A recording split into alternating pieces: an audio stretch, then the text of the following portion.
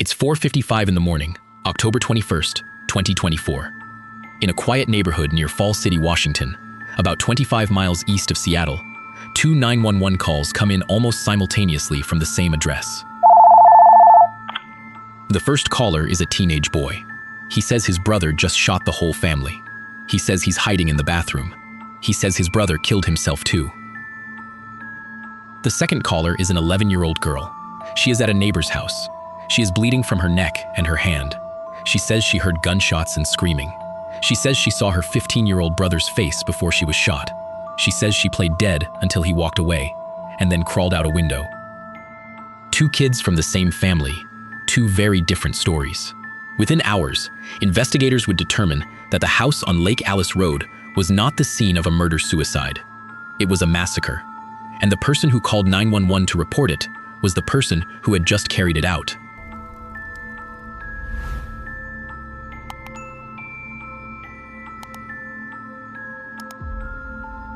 To understand what happened in that house, you have to understand who the Humistons were.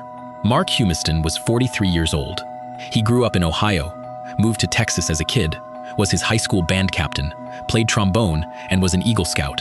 He earned a degree in electrical engineering from the University of Texas, moved to Seattle, and met Sarah at a local church. Sarah was 42, a Seattle area native, a talented musician. She played the piano and the flute and sang in the jazz choir at Kamiak High School. By all accounts, she and Mark shared a deep faith. They settled in Falls City, a small community tucked between the mountains and the Snoqualmie River. They had a large home on Lake Alice Road. Mark worked as an electrical engineer at Hargis Engineers in Seattle. Sarah homeschooled all 6 of their children at home. The neighborhood was the kind of place where, according to people who lived there, nobody locked their doors. The Humiston children were remembered by neighbors as polite and well-adjusted. The family attended community events and was well known. 3 of those children were Katheryn, 7 years old, Joshua, 9, and Benjamin, 13. From the outside, a large, religious, tightly knit family. But defense documents filed in court would later describe the inside of that household differently. They alleged the home was abusive, tightly controlled, and dominated by extreme religious beliefs. That the children were isolated, homeschooled, permitted to socialize only with a select few families from their church. That they were raised under what the documents call a rigid, militant survivalist ideology and given access to firearms. The children's own maternal grandmother allegedly told law enforcement she had threatened to report her daughter over the conditions inside that home. None of this was publicly known in Falls City. The Humistons were simply a family on Lake Alice Road. In the early hours of October 21st, 2024, according to prosecutors, the 15-year-old did the following. He retrieved his father's Glock handgun and an extra loaded magazine from a case in the home. Then, according to the King County Prosecuting Attorney's Office, he systematically shot his family members, one by one, while they slept. His parents, Mark and Sarah, were shot. When Sarah tried to flee to the bathroom, prosecutors say the 15-year-old broke down the door and shot her again. His brother Benjamin, 13, his brother Joshua, 9, his sister Katheryn, 7. According to the King County Medical Examiner, all 5 victims suffered gunshot wounds. 4 of them were shot in the head. His 11-year-old sister was shot too, in the neck, in the hand. But she survived. She heard the gunshots and the screaming. She saw her 15-year-old brother's face. She was hit. And then she did something most adults would struggle to do in that moment. She held her breath. She played dead. She waited until he walked away. And then she crawled out a bedroom window, ran through the dark to a neighbor's house, and called 911. While she was making that call, her 15-year-old brother was doing something else entirely. According to prosecutors, he placed his father's gun in 13-year-old Benjamin's hand, positioning it on his chest to make it appear as though Benjamin had been the shooter. Then, prosecutors say, he took a shower, changed his clothes, and called 911 himself. He just shot my whole family and committed suicide too, he told the dispatcher, according to charging documents. He said he was hiding. He said his brother had killed everyone and taken himself out. He even offered investigators a motive.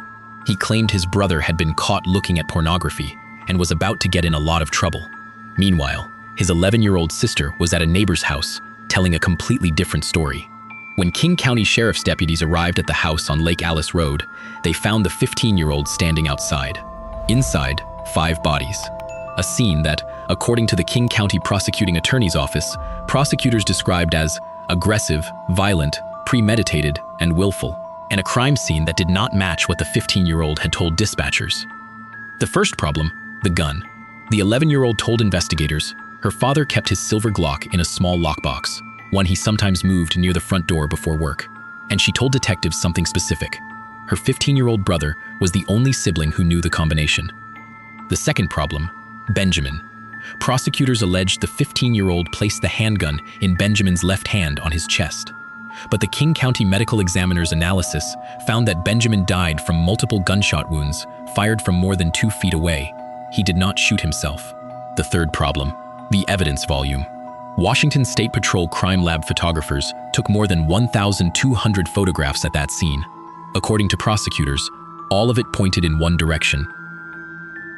3 days after the murders, on October 24, 2024, the 15-year-old was charged in King County Juvenile Court with 5 counts of first-degree aggravated murder and 1 count of first-degree attempted murder for the shooting of his sister who survived. The prosecutor's own summary put it plainly. After the killings, the suspect placed the gun in his 13-year-old brother's hand, took a shower and changed his clothing, and then reported to first responders that his brother was the one responsible for the nightmare they would find inside his home. Because the suspect was 15 at the time of the killings, Washington state law required his case to be filed in juvenile court. Prosecutors immediately requested what's called a decline hearing, a proceeding where they argue the case should be transferred to adult court. The distinction matters enormously. In juvenile court, even if found guilty of 5 counts of murder, the suspect could be held only until he turns 25, then released with no further sanctions. In adult court, the sentence is 25 years to life. Getting that hearing took nearly 2 years. It was scheduled for June 2025, then postponed. Rescheduled for September 2025, postponed again. The defense asked for October 2026, 2 full years after the killings. Judge Veronica Galvan denied that request and told the defense directly in court, "I want to be very clear. What you have proposed you need to do, this court finds, is overreach. This is not the trial." She set the decline hearing for April 2026. It was ruled open to the public and media.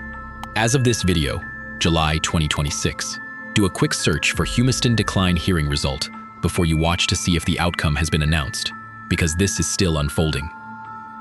What we know for certain, 5 people were killed inside that house on Lake Alice Road in the early hours of October 21st, 2024. Mark, 43, Sarah, 42, Benjamin, 13, Joshua, 9, Katheryn, 7, all shot, 4 in the head. An 11-year-old girl survived by playing dead and climbing out a window. Her 15-year-old brother is charged with killing all 5 of them, and then staging the scene to blame the brother he had just killed. The trial hasn't happened yet. When it does, it will be backed by over 1,200 crime scene photographs, forensic analysis, and the direct testimony of the one person in that house who made it out. The thing I keep coming back to in this case is the girl. She is somewhere around 12 or 13 years old right now. She went through something that night that no child, no person, should ever have to survive. And she did it by making an extraordinary decision in the middle of it. Stay still, stay quiet, wait, and run. In Fall City, the community held vigils. Families who had never locked their doors started locking them. Neighbors who had known the Humistons gathered at the Snoqualmie Valley Alliance Church to grieve together. A no trespassing sign now hangs at the end of the driveway on Lake Alice Road. This case is still moving through the courts. I'll update the description and pin a comment as developments come in. If you want to follow cases like this, the ones still working through the system, the ones that haven't gotten the documentary treatment yet, subscribe and let me know in the comments which case you think deserves to be told next. Smash that subscribe button and turn on post notification so you don't miss the next drop. Stay safe, and I'll see you in the next one.